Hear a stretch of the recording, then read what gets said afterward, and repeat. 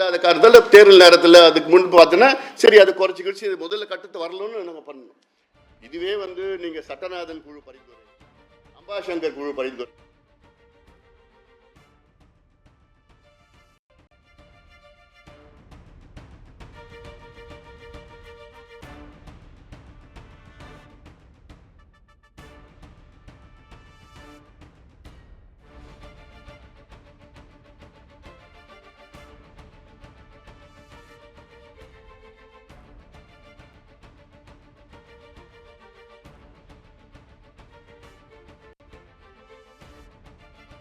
கொடுக்க சொல்லுங்க.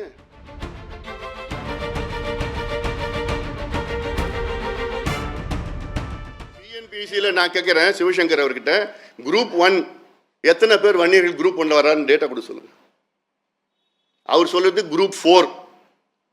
குரூப் 4 அந்த கிளர்க் வேலை, அந்த இந்த கான்ஸ்டபிள் இந்த வேலை, அப்புறம் விஏஓ, இந்த மாதிரி வேலையில் குரூப் 4ல் வந்து இவங்க வந்து 10, 12 இப்படி வந்திருக்கிறாங்க. அதுதான் ஹைலைட் பண்ணிட்டு இருக்கிறார். ஆனால் குரூப் 1ல் டெபுட்டி கலெக்டர் வேலை, டிஎஸ்பி வேலை, டிஸ்ட்ரிக்ட் ஜட்ஜ் வேலை, இதெல்லாம் ஒன்றுமே கிடைக்கல. 4%, 5% தான் கிடைக்குது. ஆனால் அதெல்லாம் வரக்கூடாது. சிவசங்கருக்கு அதெல்லாம் வரக்கூடாது. சும்மா அந்த இவங்க கீழே இருக்கிற 4வது அந்த குரூப் 4 அது மட்டும்தான் இவர் கண்ணில் பார்க்க தெரியுதாம்மா? டேட்டா கொடுங்க, வெளியில் கொடுங்க. சும்மா சொல்லிக்கிறது, சும்மா பேசிக்கிறது, பொய் பேசுறதெல்லாம் டேட்டா வெளியில சொல்லுங்க. என்ன யார் யார் எப்படி கிடைச்சு சொல்லுங்க.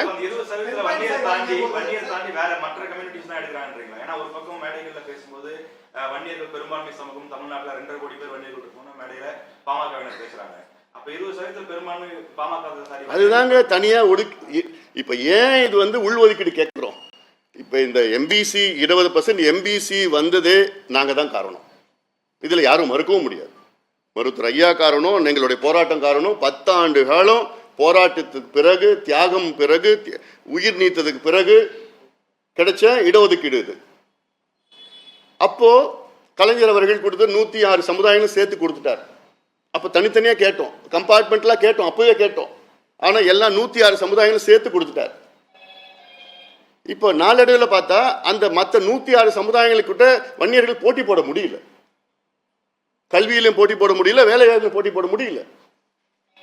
ஏன்னா அவங்க வந்து நல்லா படிச்சுட்டு நல்லா வந்துட்டாங்க. இவங்களுக்கு கிடைக்கிற வேலை கிடைக்கல. அதனால தான் மீண்டும் கேட்டோம், எங்களுக்கு அது உள்ஒதுக்கீடு கொடுங்க. இப்போ ஆதி திராவிடர் இருக்காங்க, தேவேந்திர குல வேளாளர் இருக்காங்க, அருந்ததியர் இருக்காங்க. அருந்ததியர்களுக்கு வந்து ஆதி திராவிடர்கிட்டையும் தேவேந்திர குல வேளாளர் மத்தியில் போட்டி போட முடியல. அதனால தான் அருந்ததியர்களுக்கு 3 விழுக்காடு உள்ஒதுக்கீடு பிளஸ் என்னன்னா அந்த 15 விழுக்காட்டிலையும் அந்த அருந்ததியை போட்டியிடலாம். எக்ஸ்க்ளூசிவாக 3 விழுக்காடு பிளஸ் மற்றதுலேயும் 15 விழுக்காடு போட்டியிடலான்னு கொடுத்துருக்கு. ஏன்னா அவங்க போட்டி போட முடியல. அதே நிலை தான் வன்னியர்கள் இருக்கிறாங்க. அதில் போட்டி போடுறதுலன்னா இந்த பிஏ பிஎல் அந்த படிப்பு சாதாரண படிப்பு ப்ளஸ் முக்கியமாக வேலை வாய்ப்பு. டிஎன்பிசியில் சொல்கிறாரு, அது டேட்டா எடுத்து சொல்லுங்கள். குரூப் ஏ எத்தனை பேர் கிடச்சிருக்குது, குரூப் பி எத்தனை பேர் கிடச்சிருக்குது. போன டிஎஸ்பியில் 22 பேர் எடுத்திருக்காங்க, டிஎஸ்பி எடுத்திருக்காங்க. அதில் எவ்வளோ வன்னியர் கிடைச்சது? 2 பேர் தான் கிடைச்சது. மற்ற 20 பேர் மற்ற சமுதாயத்தை சார்ந்தவங்க. ஆனால் போராடினது, உயிர் நீத்தது எல்லாம் இந்த சமுதாயம் தான். அப்போ என்ன நியாயம் கிடைக்குது? அது பொய்ய சொல்லிக்கலாம். இன்னொன்று, இவங்க சொல்கிற கணக்கு கியூமுலேட்டிவ் கணக்கு சொல்கிறாங்க. நாங்கள் போய் பார்த்தப்போ கியூமுலேட்டிவ் டேட்டா தனித்தனியாக கொடுக்கறது இல்லை. இவங்க மொத்தமாக சேர்த்து எல்லாம் குரூப் 1 through 3, 4 கியூமுலேட்டிவாக இவ்வளோ வர்றாங்க. பிரிச்சு கொடுங்க.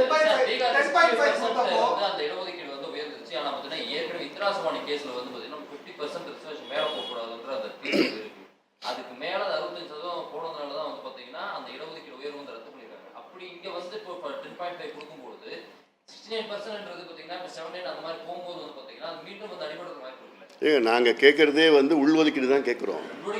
20 விழுக்காட்டில் உள்ஒதுக்கீடு தான் கேட்குறோம்.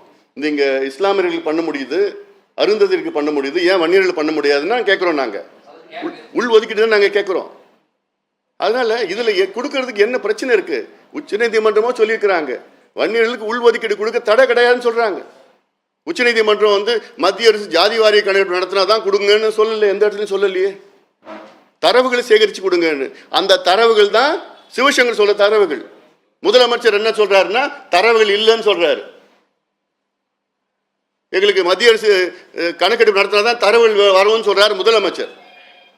அவருடைய அமைச்சர் சொல்றாரு தரவுகள் இருக்குன்னு சொல்றாரு. அப்ப இதுல யார் பொய் சொல்றா, யார் உண்மை சொல்றா? அதுல